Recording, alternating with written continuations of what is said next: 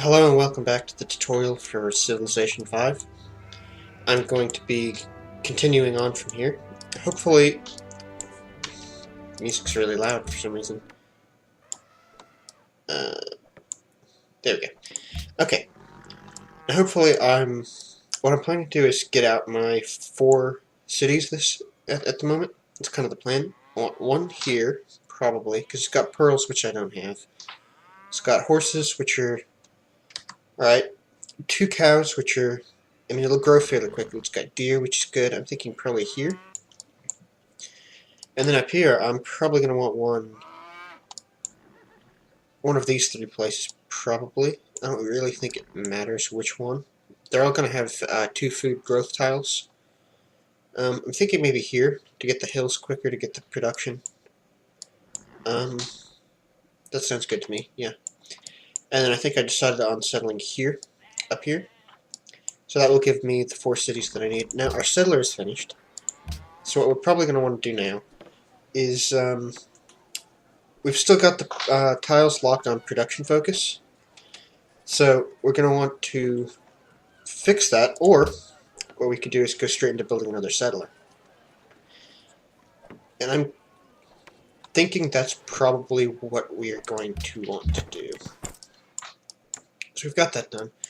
We still need to deal with these barbarians, so what I'm actually going to do is move him here and then bombard. I'm going to keep him there. Hopefully this barbarian will attack him, and if that happens, then he'll get a defensive bonus, so the barbarian will take more damage, and then I can attack the barbarian next turn to do extra. Now I can move this settler here safely because of the zone of control. Now what that means is that this unit kind of is trying to slide along here, and because I have a unit in this tile, he can only move 1, whereas normally he'd be able to move 2.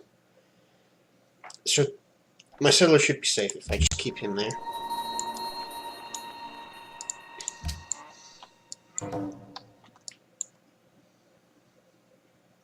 Yep, he's safe. Another barbarian encampment. I'm just going to keep hitting that guy. I'm actually going to move this settler on the same tile as the warrior. Keep the warrior defended. I don't think he can get my worker here, but I'm going to move him anyway. Probably to there. What I need to do is get these 2 tiles online as soon as possible. Okay, so what I can probably do is just start moving these guys up here.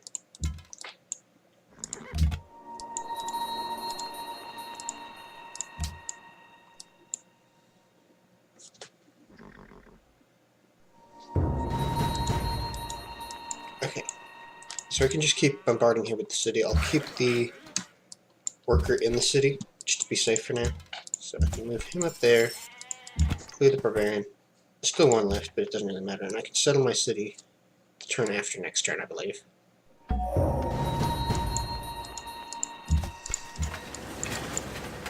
Yeah. Alright, so now I'm probably going to want to produce a unit to escort this settler. I don't actually have archery yet, which is normally I would produce an archer, but I guess a warrior will have to do. So I'm going to get these guys back on the food tile so the city doesn't starve. That is fine. Now the worker, hopefully I can move him here without there being a, yeah, no barbarians.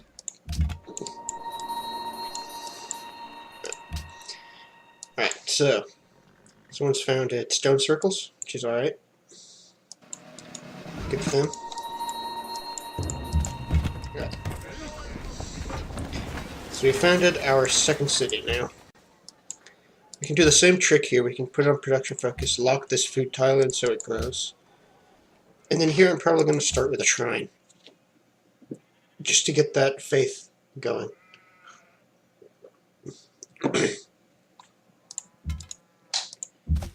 In fact, I can probably move this warrior back down to, again, help escort either the settler or protect the workers. Now my next city is probably going to be over here, because again, this is a contested area with him here.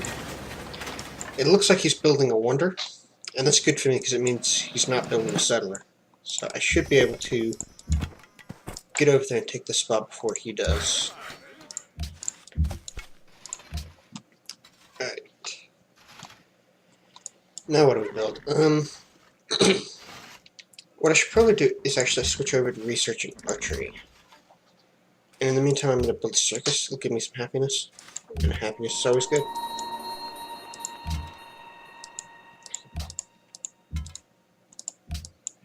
Alright.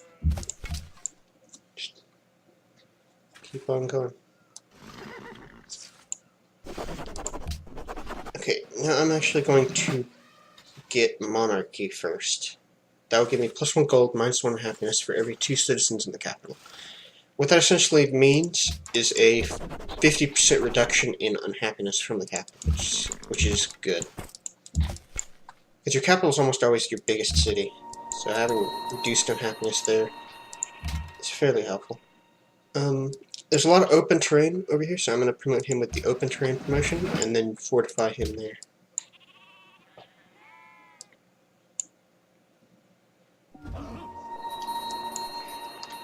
Now, if I check here, it appears that we are doing fairly well. We're first on most things, which is a good sign, I would say. Still have some barbarians down in this area. Gonna have to go clear them out. In fact, I might bring the archer down to help with that.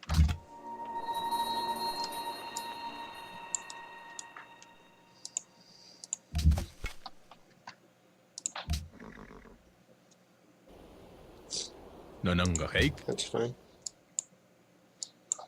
Looks like he's building the Great Library.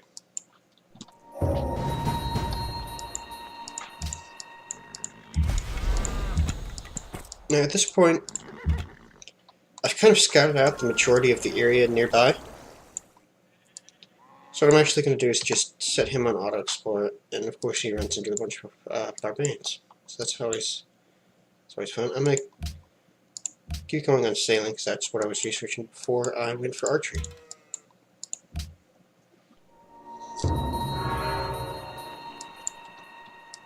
Yeah, so he was building a wonder. Too bad for him, I stole this area. Now here, I'm actually going to work the hill. Yeah. I could work this tile, and that would grow the city faster, but I don't actually have the happiness to support that, especially considering I settle this, and it'll bring me down to -2 when I settle that city, which isn't really a great place. So what I'm going to do here is I'm going to build another archer, and then I'm going to build my 4th settler, and I'm going to take this little area.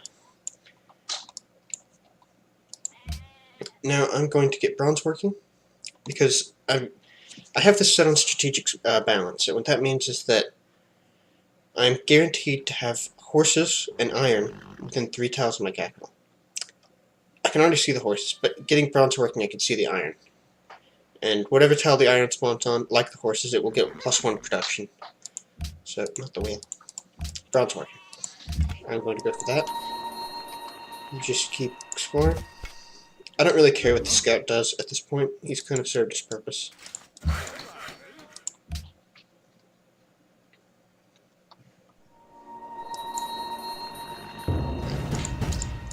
Kill that barbarian, and I'm going to try to improve the ivory.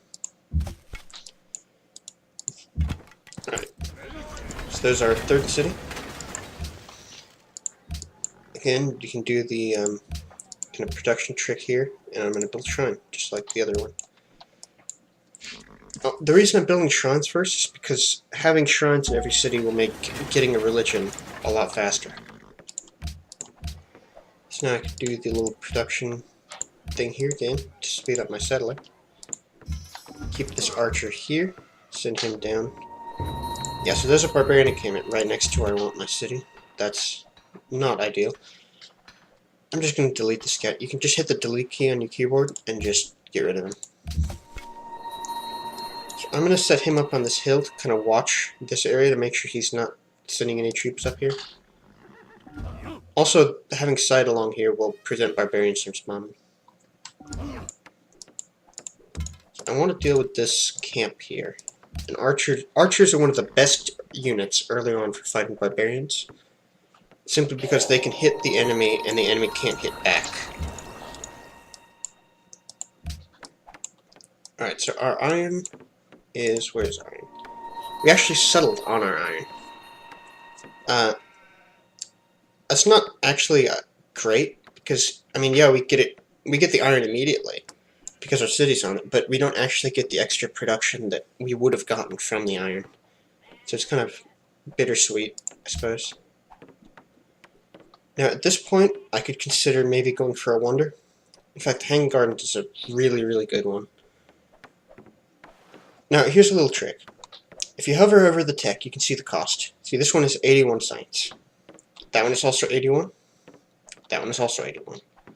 Now, if you look at these, 35, 36, 36, 38, 38, 40. Notice they're all different. Now, normally all the techs in a tier are going to be the same. For example, these techs are all going to be the same. These techs are all going to be the same cost. These techs are all going to be the same cost.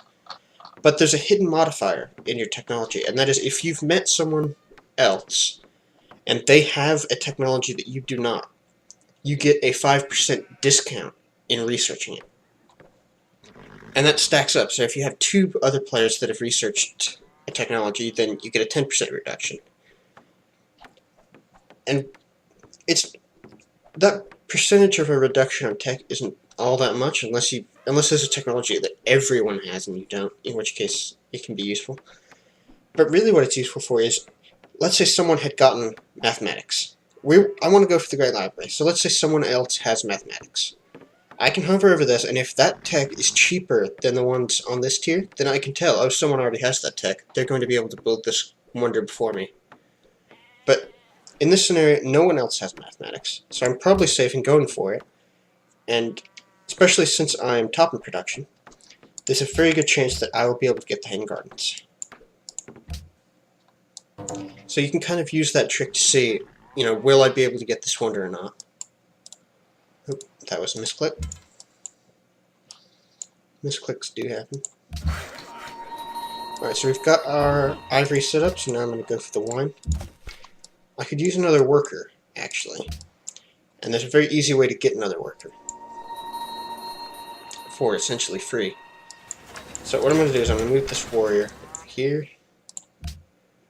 Alright, so here, the shrine's done. So what I'm going to do is I'm going to build a granary. The reason I'm going to build a granary is because if you have a granary in your city, then caravans that come out of the city can send food. So I'm not building the granary to grow this city. I'm building the granary so that after the granary, I can build a caravan. And the caravan I will use to send food to the capital. And ideally what you want is 3 cities, all of which have granaries, and all of which are sending caravans to the capital. So this camp is still spawning barbarians, which isn't ideal.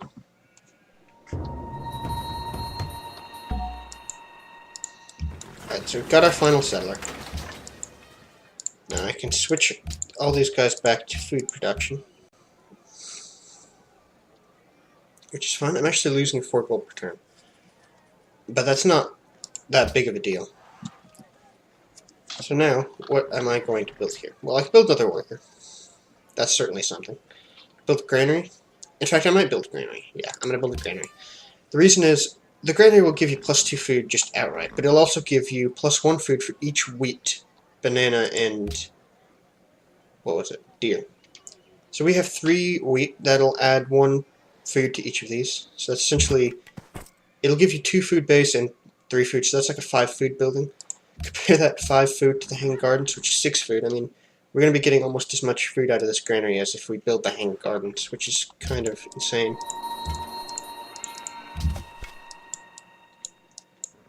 Alright, so it would appear that this city-state's getting invaded by barbarians. It's never really a good thing. Alright, so we have the wheel. That means we can build chariot archers, which are an extremely powerful unit, simply because of their mobility and their strength.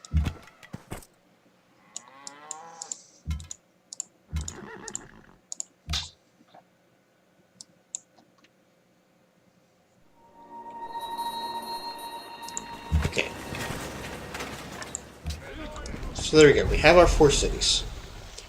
Now at this point, we're probably good just hunkering down and sticking with these. Now, we have a granary. What I might do is build a watermill. I could build a library, but again, there's no point in really building a library this early. We've only got 5 citizens. You get 1 food for 2 citizens. So this would only give us 2 science. 2 science when you have 14 science coming in, it's not that much. Libraries themselves aren't actually that great unless you have A, a high population, or B, the ability to build the National College. So I'm actually going to go for the watermill first. That'll give me some food, it'll give me some production, both of which are very, in my opinion, more useful than science at this point. So again, I'm going to pop a shrine in here, and I'm going to do the production trick, and just keep on going along. Alright, so we cleared the barbarian camp. At this point, it's probably beneficial to start stationing units around my empire. The reason I would do that is to prevent barbarian camps from spawning. If you can prevent the barbarian camps from spawning near you, then you don't have to deal with the barbarians, because there aren't any. So I'm going to go improve this wheat tile, which will be fantastic.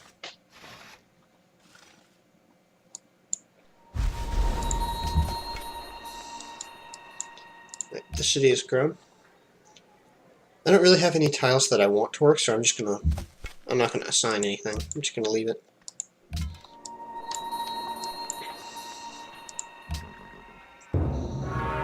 Someone else has built the Great Library, which is a pain. Well, not really. I wasn't planning on going for it.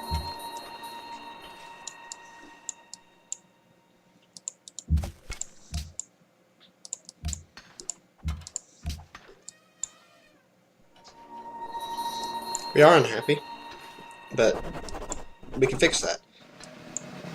Now, I want to get another worker, so I'm actually going to... With ranged units, you don't want to... If you want to capture a civilian, I'm going to capture the city-states worker. If you want to capture a civilian, normally, with a melee unit, you can just right-click it, and it will get captured. With a ranged unit, you can't do that, because if you right-click, then the unit will use a ranged attack and bombard them, rather than capturing them. So what you want to actually do is click this button, Move Mode, and then left-click on there, and then you can take it. And immediately we can make peace with the city-state, so I just essentially got a free worker. I mean, yeah, Vatican City hates me, but... See, it goes up by 1.25 every turn, so 60 turns it'll be back to normal, like nothing ever happened. So I'm going to get Landed Elite now, and then the next policy I get, I can fill out Tradition. Filling out Tradition as soon as possible is useful, because it gives you 10% growth and a free aqueduct in your first 4 cities, which in our case is all of our cities. And aqueducts are good. They give you, again, bonus growth, bonus food, and it's useful. So what I'm actually going to do here is I'm going to take this instant heal. Normally you don't really want to do that, because in the long term it's better to have an actual promotion, but in this case I just want to kill this barbarian.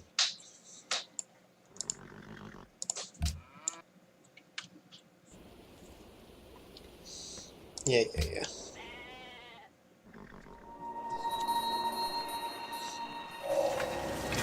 Okay, so we have mathematics, and we can actually start working on the Hanging Gardens right away. And it will be done fairly quickly. I'm going to lock this hill. Now, what I would want to do at this point is get my luxury resources. So I'm going to send him over here to get these spices. Clear that camp. Bring him back over here. Now for research.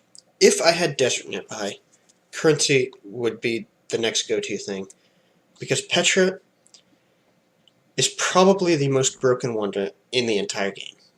If you have a good desert start, it's just ridiculous. But we don't have that. So what I'm actually going to do is I'm going to go for civil service, probably. There could be an argument for going construction. It gives us a better archer. Archers are good already, so a better one's good. Gives us coliseums, which improve happiness. But I'm thinking civil service. Chichen Itza is a really good wonder because it gives you 4 happiness, length of golden ages. It's just all around really good. And then it gives you food from food from farms with access to fresh water +1. So that is any farm that is next to a river or a lake. In our case, that's going to be a lot of farms. So it's going to be a lot of food that we get from that. Okay, so what I'm actually going to do is I'm going to go buy this tile and then go improve the sugar. Okay, this warrior is about to die. I don't really want him to die.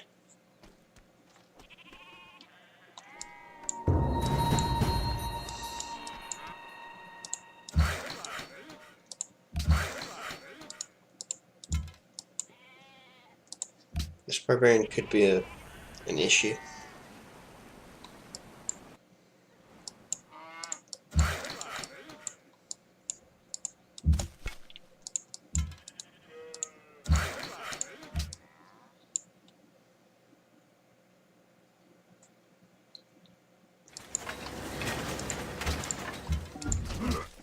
Okay, so again, I'm going to build a caravan here, and then I can send food to the capital. That was kind of the whole plan there. That's why I built a granary.